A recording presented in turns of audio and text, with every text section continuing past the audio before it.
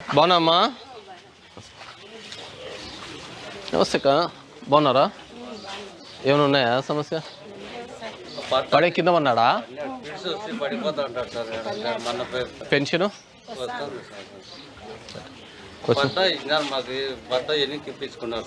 నువ్వే కట్టుకొని వద్దని ఇచ్చి ఎనికి ఇచ్చింట. అవును, ఇప్పుడు ఇచ్చిన మీరు కట్టుకుంటే అంటే మేము డబ్బులు ఇస్తూ ఉంటాం. మీరు కట్టుకోకపోతే కట్టుకోవాలా ఇల్లు లేదు పేదవాళ్ళని ఎంతో మంది ఉన్నారు. మీరు ఆ పేదవాళ్ళగా గుర్తించి మీకు ఇల్లు ఇచ్చినాం.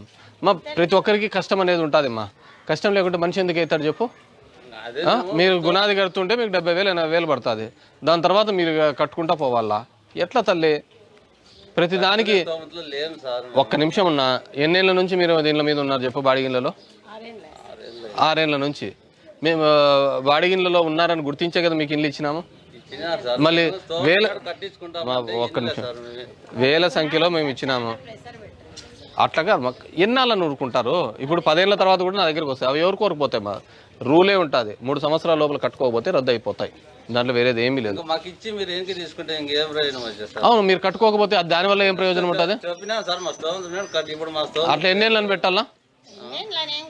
ఇల్లు ఇచ్చినాక ఇంటి స్థలం ఒక నిమిషం ఉండమ్మా. ఆయన చెప్పినది ఏమింది? ఇచ్చేనికి తీసుకుంటే ఏం ఉపయోగం అన్నారు. మేము ఇల్లు నీకు స్థలం ఇచ్చి నువ్వు కట్టుకోకపోతే ఏం ఉపయోగము? స్తోమత ఉన్నప్పుడు కావాలంటే అప్పుడు ఇస్తాంలేమ్మా. కట్టుకోకపోతే ఎట్లా ఇస్తారమ్మా? నీకు స్థలం ఇచ్చిన తర్వాత నువ్వు కట్టుకోకపోతే మేము ఇచ్చిన దానికి ఉపయోగం ఏమి? స్థలము ఇచ్చి కట్టుకోకపోతే ఉపయోగం ఏమి అంటున్నా. నువ్వు లేదనే కదా ఇచ్చినది. నువ్వెవడో తెలియదు, నీ మొహం ఎవరో చూడలే. నీకు నువ్వు పేదవాడివి, నీకు ఇల్లు లేదు అనే ఉద్దేశంతోనే ఇస్తే నువ్వు కథలు చెప్పుకుంటా పోతే ఎట్లా?